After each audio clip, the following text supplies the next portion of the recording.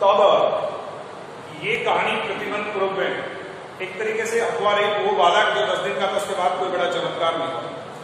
सब बोल के उसका अच्छा पालन पोषण किया गया।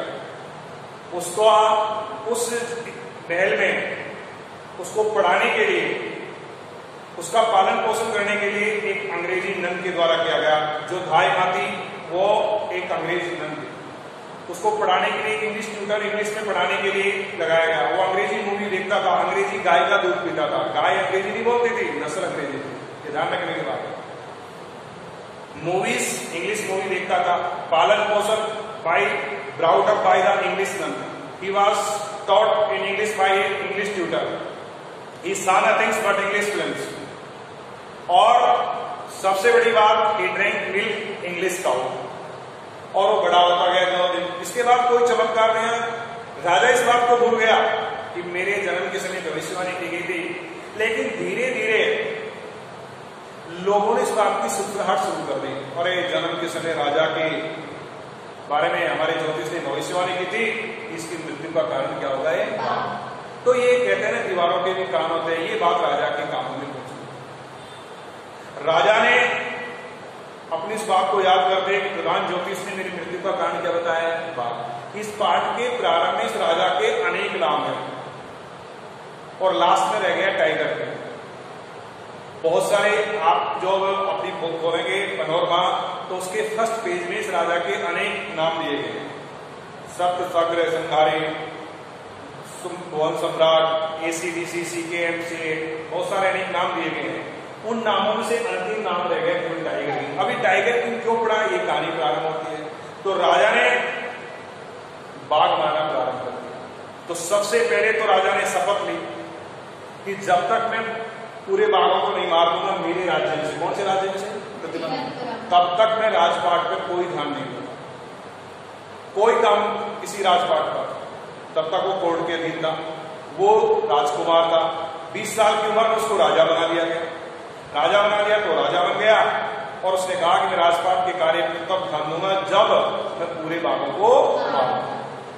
और इस तरीके से उसने अपने राज्य में बैन लगा दिया कि कोई भी व्यक्ति अगर बाघ पर पत्थर भी फेंकेगा, लिसन केयरफुली, ये 2 नंबर का आंसर है। और इस पार्ट में से 2020 में क्वेश्चन आया।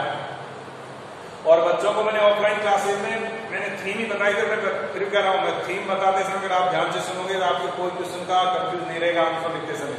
बच्चों ने सुना नहीं, 2 नंबर का क्वेश्चन गलत हुआ। इसी लेसन में से आया, जो कहानी रिपीट कर रहा हूँ, बीच में बता रहा हूँ। तो राज्य में उसने प्रतिबंध लगाया। This is a very important question, ये 2021 में पूछ सकता है। राजा ने कहा कि कोई भी अगर किसी बाघ पर पत्थर भी फेंकेगा तो उसकी सारी धन और संपत्ति जब्त कर ली जाएगी। पत्थर भी फेंक दिया तो मेरे अलावा इस राज्य में कोई बाघों का शिकार नहीं करेगा। ये पूरे उस अपने राज्य में उसने अनाउंस करवा दिया और बैन लगा दिया। उसी समय एक घटना घटी कि राजा ने प्रथम बाघ मारा और प्रथम बाघ को मार करके और वो महल में ले आया और दीवान से कहा कि उस प्रधान ज्योतिष को बुलाए। राजा का प्रमुख व्यक्ति है, दीवान बार बार आएगा नहीं। और प्रधान ज्योतिष को बुलाकर कहा, हाथ में बंदूक थी राजा के और वो मरा हुआ बाघ पड़ा हुआ था महल में। और राजा ने कहा कि देखो मैंने एक बाघ मार दिया। ज्योतिष बेचारा कब आ रहा था कि राजा के हाथ में बंदूक है, कहीं मुझे भी नहीं मार दे। उसने कहा, बड़ा खुशी हो रहा था राजा। इज एंथ्रिल वाइंड मेजोर, ये सेंटेंस आपके, उसकी खुशी का कोई ठिकाना नहीं रहता। Listen carefully. तभी उस प्रधान ज्योतिष ने कहा कि the tiger king, the Maharaj, you may be kill 99 tiger in this way. आप इस तरीके से 99 बाघों को मार सकते हैं, but be ever the 100 tiger, लेकिन आप 100 बाघ से सावधान रहना। किसने कही ये बात? ज्योतिष ने। कि महाराज आप इस तरीके से जो आपने पहला बाघ मारा उस तरह से कितने मार सकते हो? 99, लेकिन बी एवर द 100 टाइगर। इसके बाद वो चुप हो गया। राजा ने कहा, बोल अगर मैंने 100 बाघ भी मार दिया तो आप क्या करोगे? तो वो पंडित था, उसके चोटी थी एंटीना, ठीक है ना, और बेचारा वो अपनी जो बुक्स वगैरह रहता, उसने कहा, महाराज अगर ऐसा हो गया आपने 100 बाघ मार दिया तो मैं मेरी चोटी कटवा लूंगा और ये जितनी भी जो मेरी रिलीजियस बुक है एस्ट्रोलॉजर की, ज्योतिष की, इन सबके आग लगा दूंगा और मैं एजेंट बन जाऊंगा और काम करूंगा और मैं इस कार्य को छोड़ दूंगा। ठीक है, इसके बाद ये घटना तो यही समाप्त हो गई। उसी बीच में उस समय बेटे अंग्रेजों का राज्य था। एक ब्रिटिश अधिकारी, बहुत बड़ा ब्रिटिश ऑफिसर प्रतिबंध में नाम में आ गया। वो he was very fond of to shoot the tiger, उसको बाघों का मारने का बड़ा शौकीन था। ये प्रश्न 2020 में आया। उसने आकर के राजा के पास कि मैं बाघ का शिकार करना चाहता। राजा ने बिल्कुल मना कर दिया। दीवान के माध्यम से उसका एक सेक्रेटरी था, दोनों के बीच में वार्तालाप हुई। राजा का प्रमुख व्यक्ति दीवान है, उस ब्रिटिश ऑफिसर का प्रमुख व्यक्ति सेक्रेटरी है। उसने कहा कि नो, आप चाहें तो मेरे इस जंगल के अंदर सुअर मार सकते हैं, आप चाहें तो चूहा मार सकते हैं, आप चाहें तो मच्छर मार सकते हैं, लेकिन मुझे आपको मैं प्रतिबंध पूर्वक में टाइगर नहीं मारूंगा। वो ब्रिटिश अधिकारी वहां चला गया वापस। उसने फिर लिख करके अपने सेक्रेटरी के माध्यम से लेटर भेजा कि आप बाघ को स्वयं मार लेना। हमारा जो ब्रिटिश अधिकारी तो मरे हुए बाघ के पास अपने हाथ में एक बंदूक लेके फोटो खिंचवाना चाहते हैं, इसके शौकीन है। लेकिन राजा ने इस बात की भी अनुमति नहीं दी, क्योंकि पता है कल अखबार में फोटो आएगी तो सब लोग कहेंगे कि बाघ तो किसने मारा है, अंग्रेज अधिकारी ने। आज आप मार के चले जाओ, कल दूसरा आएगा। राजा ने उसको इस बात के लिए मना कर दिया। लेकिन मैंने बताया उस समय अंग्रेजों का राज्य था। राजा को अपनी राज्य को बचाने के लिए, अपनी गद्दी को बचाने के लिए तुरंत दीवान को बुलाया और दीवान से बोला कि मैंने एक ब्रिटिश अधिकारी को नाराज कर दिया, हो सकता है मुझे इस पद से हटा दिया जाए। दोनों ने मिलकर एक लेटर लिखा। उस समय कलकत्ता के अंदर एक बहुत बड़ी ब्रिटिश बहुत अच्छी ज्वेलरी की कंपनी थी जो हीरे जवाहरात की अंगूठियां बनाती थी, और राजा ने लेटर डिस्पैच किया कि तुरंत 50 expensive rings with the diamonds, हीरे जवाहरात से जुड़ी 50 अंगूठियां भेजिए। कलकत्ता की ज्वेलरी कंपनी राजा के पास 50 अंगूठियां भेजी। ये क्वेश्चन आया, ध्यान से सुनेंगे।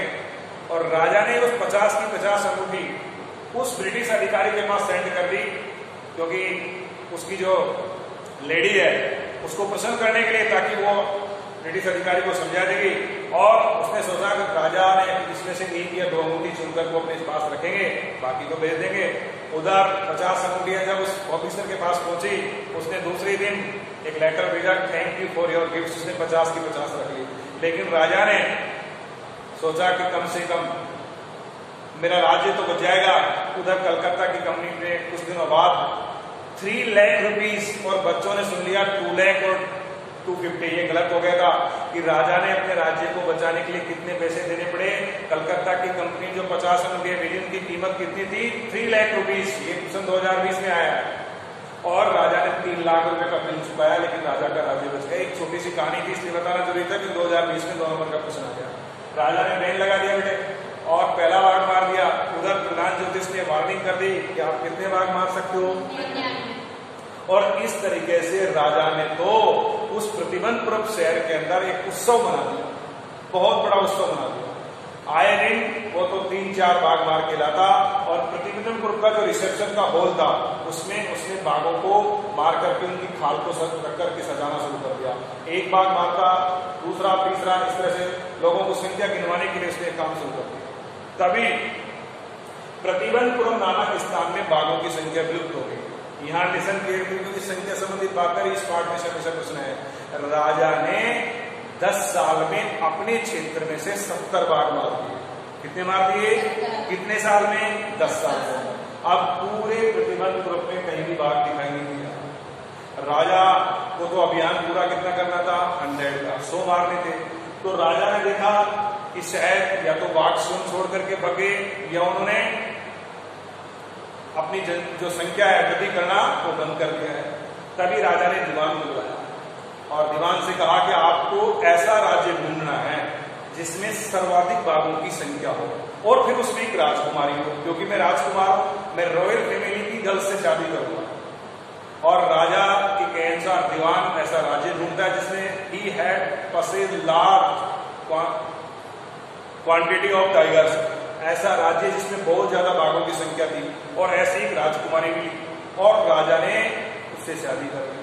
अब राजा क्या करता है, जैसे ही अपने ससुराल जाता है वापस उसने मारना शुरू कर दिया। 3-4 बाघ मारता जब भी ससुराल जाता, और ला करके उनको अपने उस हॉल में उनकी जो होती उसको सजा दिया।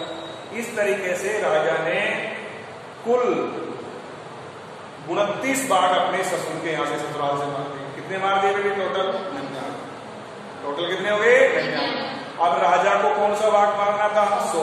उधर प्रधान ज्योतिष ने भविष्यवाणी कर दी थी कि ये आप 99 बाघ मार सकते हो लेकिन 100वें बाघ से सावधान। और वो प्रधान ज्योतिष ये कहने वाला था वो मर चुका है, इस दुनिया से जा चुका है। तो राजा ने अपने क्षेत्र में कितने मारे?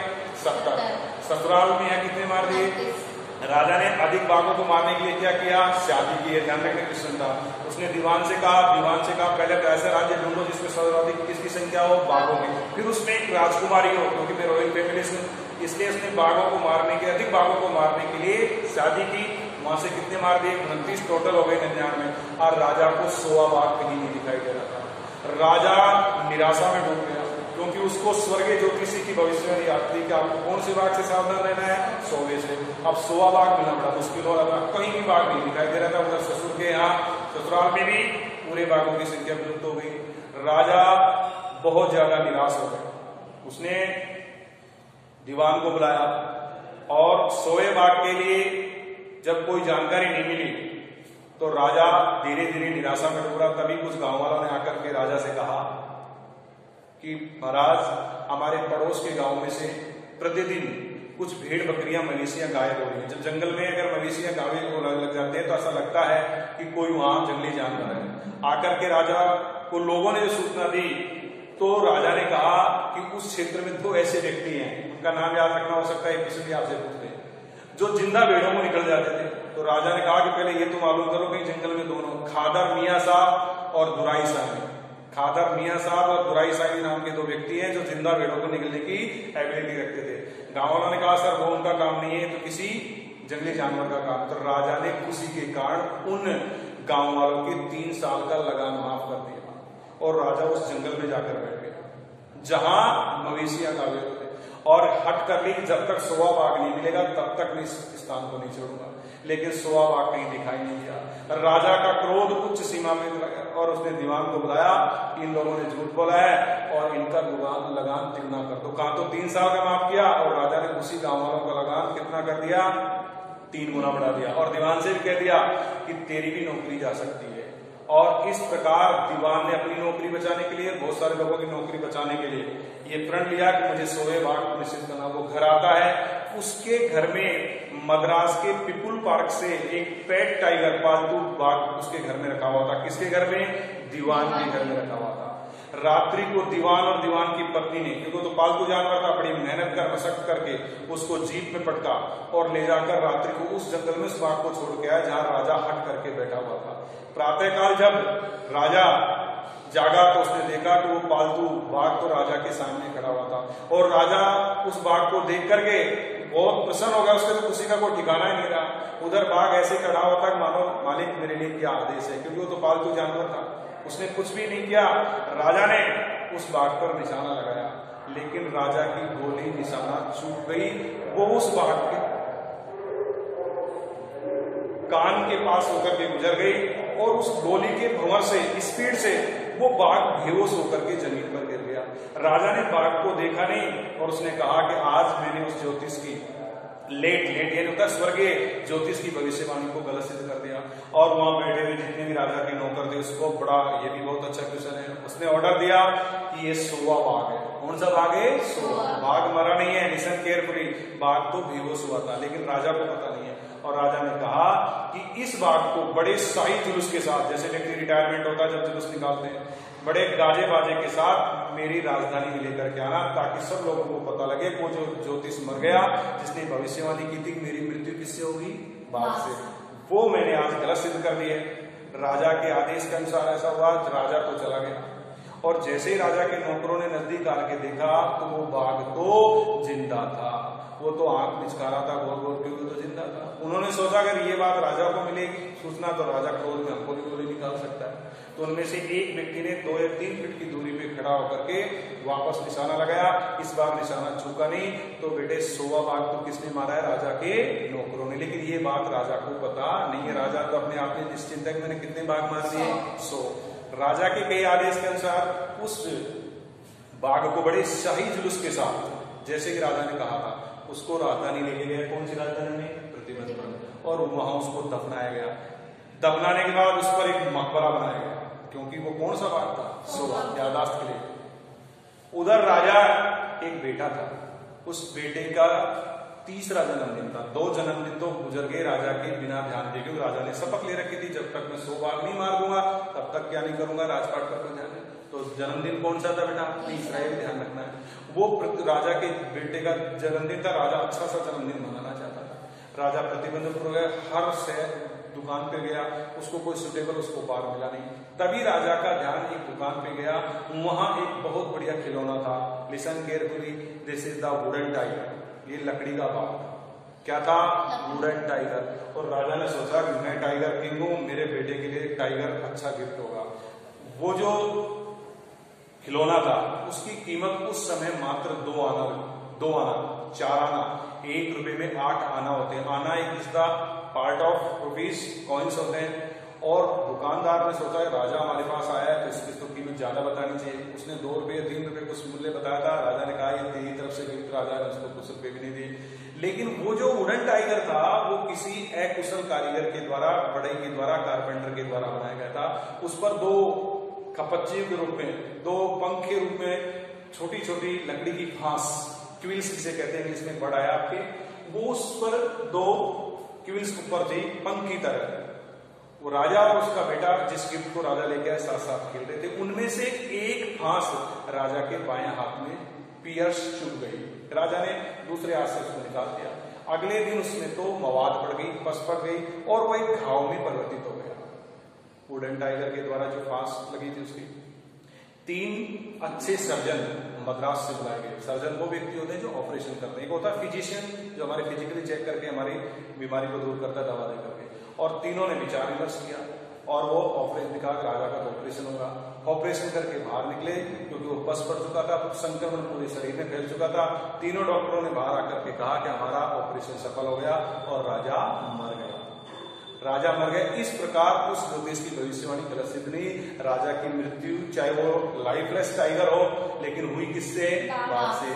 इस प्रकार राजा की मृत्यु हो गई उस सोए बाघ के द्वारा। This that is the end of the story.